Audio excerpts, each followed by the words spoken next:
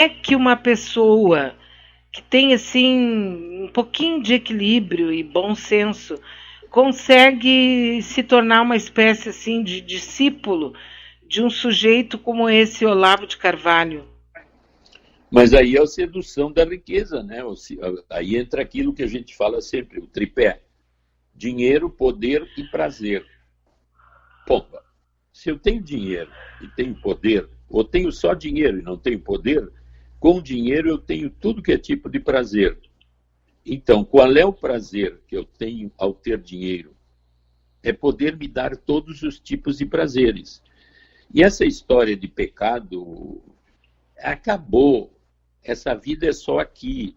Que história é essa de alma existir? Eu tenho que estar aqui e agora. Eu gosto da vida aqui e agora. Enquanto eu estou vivo e eu sei que eu vou morrer, eu quero gastar minha vida como gasto dinheiro. O que tu tem com isso, Beatriz? Essa é a cabeça que nós estamos falando. Sim. É onde fica aquela máxima, né, que os objetivos são muito mais, os meios não interessam, né? Os meios não importam. O meu interesse é o objetivo. Eu uso qualquer meio para chegar no objetivo. Sim, mas, querido, e a ética, a moral, os bons princípios, os bons costumes? Isso é para os bobos, para os ignorantes, para os que não sabem de nada e que estão numa vidinha aí meio de merda. Uhum. Então tu vê que há uma contundência nesse pensamento, nessa posição, em que vale tudo para chegar onde eu quero. E se eu for pego ou disserem que fui eu, esses é que dizem isso estão loucos. Eu não posso aparecer para fazer essas coisas, ou não aparecer se a contravenção é muito grande. Então, realmente, aí nós temos a imprensa que, quanto mais livre for, melhor, pelo menos, ela pode, né? Como é que diz um aí que a única imprensa boa é a investigativa? Dependendo também, né, Beatriz? Sim, até porque... Dependendo do intuito, mas a Sim. investigativa é aquela tipo detetive. Ah, o fulano matou o ciclano. Ah, mas e como é que foi? Como é que eu estou me lembrando daquela deputada do Rio lá que matou o marido e ela tem 50 filhos, né? Adotados. A investigação é que seria o interessante, mas a gente, quando é complexo demais, há obstáculos para chegar aonde eu estou. Por quê? Porque eu também me preparo para não ser agarrado, né? Então, tu vê que nós entramos numa zona de complexidade máxima aí, de novo. Né? Olha só, nós temos eu recebi ontem uma mensagem de um amigo que disse o seguinte. Ele diz o seguinte: Bea, estou namorando uma moça que conheci na escola, há 20 anos atrás. Nos reencontramos, estamos namorando. Terminei um terceiro, que seria casamento, um relacionamento de morar juntos. E depois de ter ouvido vocês das últimas vezes, eu cheguei a uma conclusão, talvez apressada. O problema sou eu, não são as minhas companheiras. Eu sou um problema. Descobri, Bia, que eu sou extremamente infantil e egoísta. Procurei uma médica do posto de saúde onde eu frequento. Conversei com ela rapidamente e ela me colocou para atendimento psicológico no SUS. Eu não tenho dinheiro para pagar particular. Mas estou cansado de viver aos saltos. Me apaixono e depois me canso da pessoa e só começo a ver os defeitos dessa pessoa. E é incrível, Bea, eu vejo mesmo, Até o hálito da pessoa eu começo a detestar. Mas acho que sou eu, porque não é possível. Eu já tive várias mulheres, entre elas essas 3 companheiras, e todas sempre foram muito boas para mim, mas eu pego nojo. E agora comecei a me encontrar com essa ex-colega e eu não quero cometer os mesmos erros. Acho que vocês abriram a minha porta do inferno. Estou certo? KKKKK. Sim, abrimos a porta do inferno dele e ele está começando a conhecer os seus demônios. Que incrível, né? É aí que está. Então, esse é um exemplo claro do narcisismo pessoal, aonde eu me amo de tal forma que eu exijo que o outro me ame assim. Eu me lembrei de uma aluna, na época, depois se tratou, fez psicoterapia, que ela tinha exatamente isso. Ela saía de uma festa, uma mulher bonita, atraente, se vestia maravilhosamente bem, e o cara se apaixonava por ela, ficavam encantados, e ela, então, sedutoríssima durante a noite, domingo, sábado, sexta, enfim. E aí o cara já pensava, é a mulher da minha vida, eu vou me casar com ela. Aí quando ele encontrava ela de novo, ela me dizia assim: Maia, o cabelo do cara é oleoso, ele tem um olho mais caído que o outro, ele tem uma pinta onde o hálito dele não... Mas que coisa, naquele dia não havia nada disso. Então tu vê que o meu amor, que eu quero que o outro me ame, não é o amor do outro por mim, é o amor que eu quero que o outro ame em mim. Esse é um exemplo do narcisismo, do espelho de Narciso. E esse ouvinte nosso percebeu exatamente isso e foi olhar a ele mesmo e parar de se ver como um centro do mundo, né? Mas, doutor Maia, essa fala desse amigo aqui, que dá todos os dados dele para mim, diz que me acompanha há muito tempo, isso aqui nós ganhamos o ano, né? Não, eu acho que nós estamos concorrendo a um prêmio de autoconhecimento.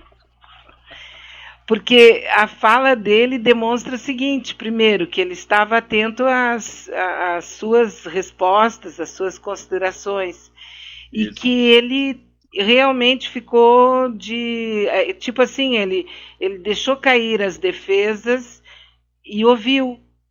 E ouviu. Esse é um ouvinte honorário nosso, né? Ótimo, eu fico muito feliz, porque talvez seja a grande questão, né? Por que não dá certo comigo? Por que nunca dá certo? Pois é essa autovisão perfeita onde eu crio um novo espelho e não me iludo com o espelho criado durante a minha vida, já que ele vem me mostrando que tudo está errado. Que é aquele espelho da fábula. Espelho, espelho meu, tem alguém mais belo do que eu? Sim. Se tiver, eu mato. Ou quebro o espelho. Mas eu acho tão louco isso de tu gostar de uma pessoa e logo em seguida ficar com nojo da pessoa. Isso, essa menina era assim, ela via todos os defeitos apareciam no segundo e no terceiro encontro. Então aquele ser maravilhoso que havia maravilhosa desaparecia assim como se tivesse tirado algo estranho, né? Mas aí é muita idealização, né? Mas aí tu vê que tu entende a partir daí os feminicídios, as agressões, porque o meu amor é meu, e se ele não enche ou não preenche as condições que eu quero, ele só pode estar errado. Eu não posso acreditar que tu não me queira. Eu não posso. Não, tu não pode ter outro. Tu não pode ter outra. Eu tenho que ficar contigo e tu tem que te submeter. Isso a gente vê o tempo todo. E se tu for olhar cada caso de ruptura com o tempo, são incompatibilidades não tão nítidas assim, mas se a gente identifica elas, vai ver que elas têm parecências com o que nós estamos falando agora. Uhum. Que coisa, né? É muito interessante isso e bom que as pessoas, que todos nós pudéssemos, pelo menos uma vez por ano, fazer esse tipo de reflexão. O problema é esse, né, Beatriz? Que tem que haver um gatilho para a reflexão, porque todas as religiões, todas as filosofias, todos os livros de autoajuda levam para esse lado. Mas o grande ponto é tu ter um gatilho que abra o espaço potencial onde eu, ao ouvir, ou ler, ou estar, consiga fazer essa linha interna minha. Este é o grande problema. Está cheio de linhas aí colocadas onde é fazer isso, é fazer aquilo outro. Mas fazer o que esse rapaz fez, só teve um gatilho, a nossa conversa aqui. Porque isso aí, provavelmente, N pessoas falaram para ele, mas o fato de eu e tu esmiuçar isso, abre um campo novo, e como tu diz, a energia flui de uma outra maneira e abre um campo novo de autopercepção. Então, né? Bom, agora eu recebi também aqui, do nosso amigo Alexandre, ele diz o seguinte: bom dia, Ubuntu, Beatriz, tribos antigas, descoberta por historiadores e retratada também por Sebastião Salgado, pregavam a descrença da propriedade. Conhecimentos milenares, bem anteriores ao sistema capitalista, antigo e contemporâneo, escondidos ao conhecimento do mundo, dando a entender que o mundo cairá em ruína sem este sistema. Que pretensão narcisística! É o Alexandre, do bairro Nonoai. Agora aqui me chama a atenção, sabe, doutor Maia, essa palavra que ele usou aqui, Ubuntu, né? É uma tribo africana? É tão bonito, eu não conhecia há uns anos ali, e dei uma olhada por cima, mas ela tem assim uma origem africana, como nós temos aqui no Brasil a saudade, sabe que não existe nenhum idioma, nada, nenhuma palavra que tenha a ver com saudade, né? E o Ubuntu também é uma espécie de namastê, assim, a humanidade para os outros. Isso aí nos remete às condições arcaicas da humanidade, que eram os pastores e os coletores, né? Eram tribos que usavam o que tinha no ambiente até esgotá-lo, e depois tu vê, até no passado, mas com capacidade muito menor de esgotar as coisas naturais, as tribos se deslocavam pelo mundo, iam indo adiante à medida que esgotavam as coisas que tinham naquele lugar. Mas como o planeta é muito grande e a população é muito pequena, esgotar uma zona era só sair dali que ela voltava. Mas à medida que eles faziam isso, eles mantinham um certo número de pessoas agregadas e se davam muito bem. Era uma tribo que tinha leis pessoais. Agora, as tribos americanas, quando passavam de 20 mil indivíduos, elas se fraturavam, porque o significado maior dentro de uma condição limite, eles calculavam que era em torno de 20 mil pessoas, para ter um significado pessoal dentro da comunidade. Passando disso, nós entramos numa outra situação, e hoje o nosso mundo está assim, né? São 7 bilhões e 300 milhões de habitantes, em comunidades as mais diversas, e que realmente tudo isso que ele falou está muito longe de voltar a acontecer, né? Uhum. Isso me fez lembrar uma matéria que eu li há uns anos de uma mulher no Reino Unido que ela foi, depois de muitos anos, ela voltou para a escola. E daí, na escola, ela teve uma aula onde eles estavam falando do número de pessoas no mundo.